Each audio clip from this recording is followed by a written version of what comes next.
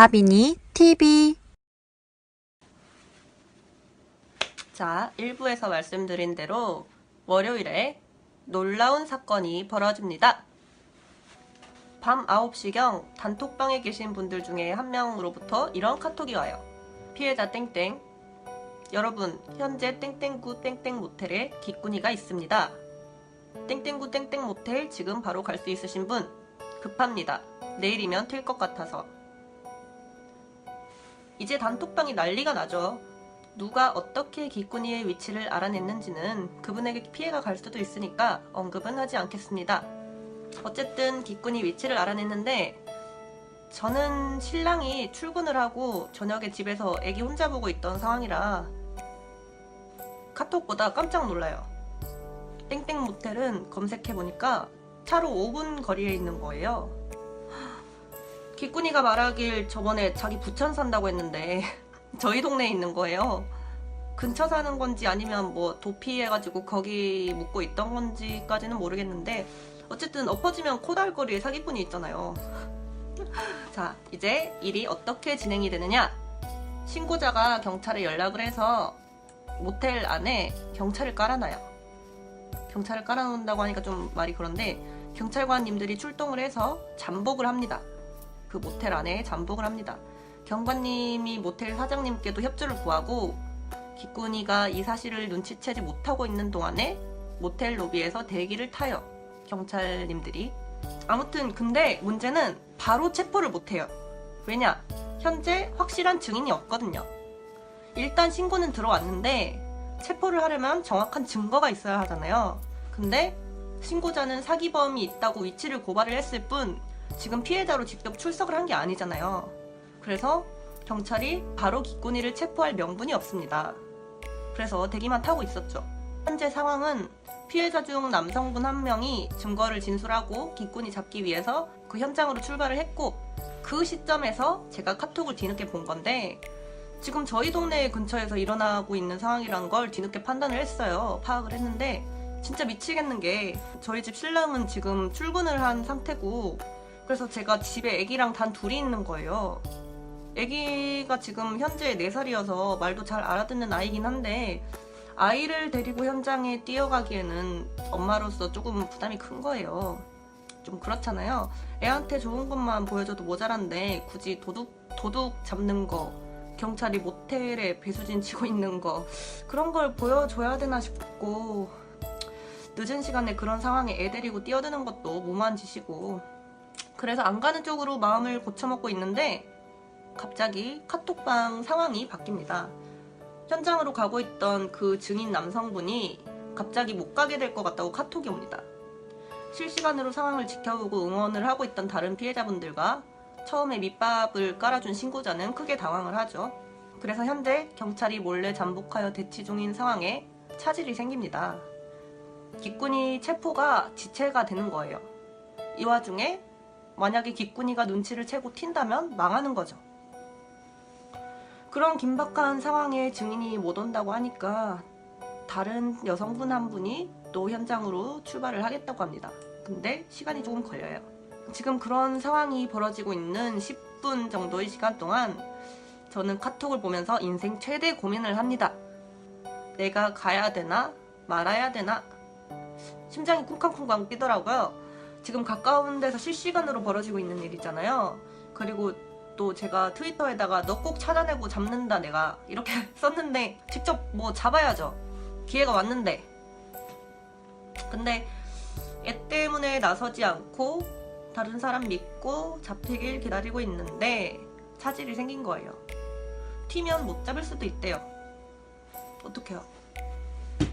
저는 진짜 미친 듯이 고민을 하다가 뭔가 큰 결심을 하고 겉옷 입고 애 옷 입히고 대문 박차고 밖으로 나옵니다. 모르겠어요. 진짜 무모한 걸 수도 있는데 이게 잘한 건지 못한 건지 누가 판단을 할 수는 없는 것 같은데, 지금 제가 안 가면 후회를 할 것 같은 거예요. 제가 저를 잘 아는데 만약 이대로 범인을 못 잡는다고 해도 후회를 할 거고, 만약에 잡았다 해도 제가 못 가면 후회를 할 것 같은 거예요. 너무 코앞에서 벌어진 일이기 때문에. 그리고 또 제가 처음 이 사건의 도화선이 되기도 했던 입장이기 때문에 그런 책임을 느꼈어요.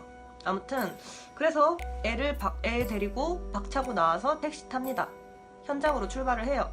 애 엄마의 입장에서 조금 변명을 하자면 그냥 저희끼리 범인 발견하고 잡는 거였으면 위험해서 못 갔을 거예요. 당연히 못 가죠. 근데 현재 경찰이 다수 대기를 하고 있는 것도 확실하고 또 현재 상황을 기꾼이가 모르고 있는 무방비 상태고 그렇기 때문에 조금은 안전을 확신할 수 있는 상황이기 때문에 일단 나간 거예요.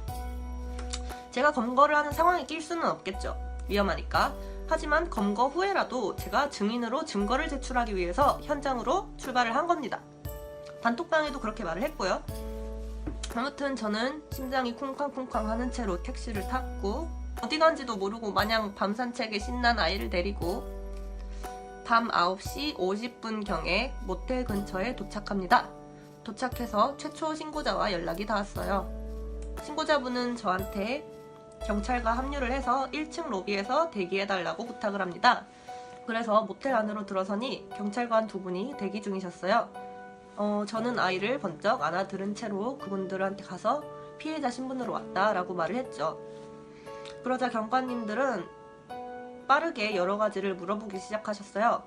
어떤 사기를 당했는지, 피해자 인상 차기를 아는지, 실제로 본 적이 있는지, 피해 금액은 어느 정도이고 현재 몇 명 정도의 피해자가 있는지, 인터넷 어디에서 사기를 당했는지, 또 사기 수법은 어떤 건지 수사에 필요한 모든 정보를 물어보시고 제가 진술하는 걸 그대로 메모에 바쁘게 다 받아 적습니다. 자, 이제 명분이 생겼죠. 피해자가 현장에 도착을 직접 했고 증거를 수집했고 체포만 하면 돼요.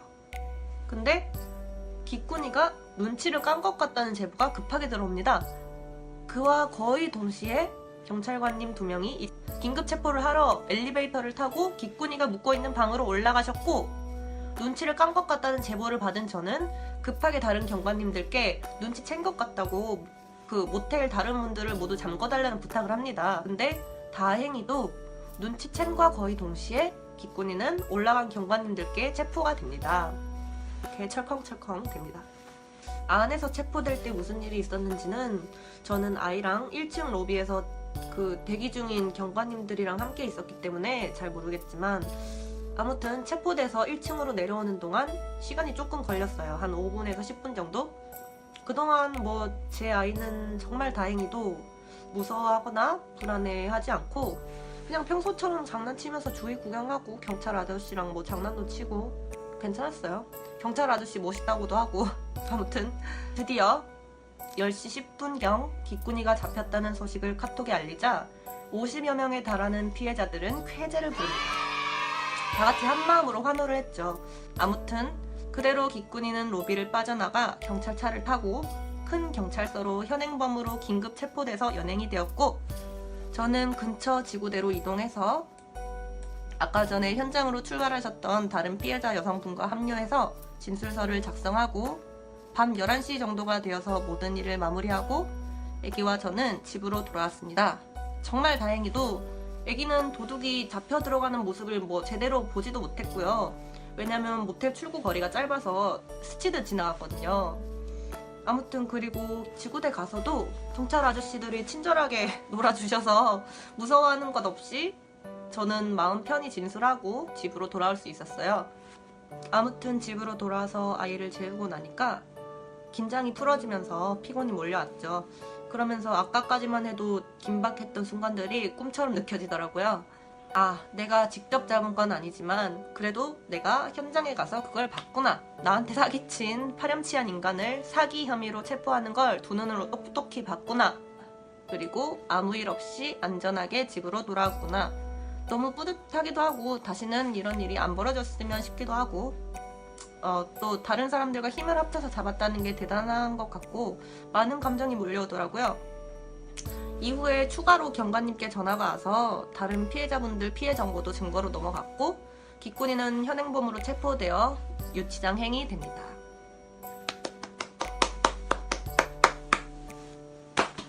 이렇게 사건이 마무리가 되고 해피엔딩이 되었으면 더 좋았겠지만 사실 완전한 사이다 스토리는 아니에요. 왜냐하면 현실적으로 경찰에 하는 피해 신고는 형사 사건이고 피해금을 돌려받는 건 민사 사건이기 때문에 별개라고 하네요.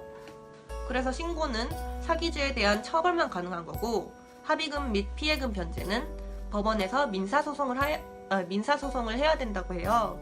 다만 기꾼이의 부모님께서 피해금 변제 의사가 있다고 하셔서 피해자들과 합의 기간을 갖게 되는데 사실 대부분 분들이 미성년자시기 때문에 신고는 좀 많이 부담스러운 부분이 있을 거고 다 되돌려 받을 수 있는지는 불명확하기 때문이에요. 우선 잡았기는 하지만 그 후에 해야 될 숙제들이 많이 있더라고요.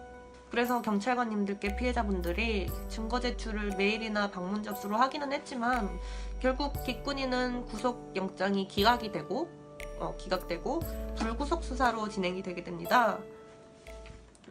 현재 2019년 5월 10일 오후 3시 지금까지는 이런 상황으로 진행이 됐고요.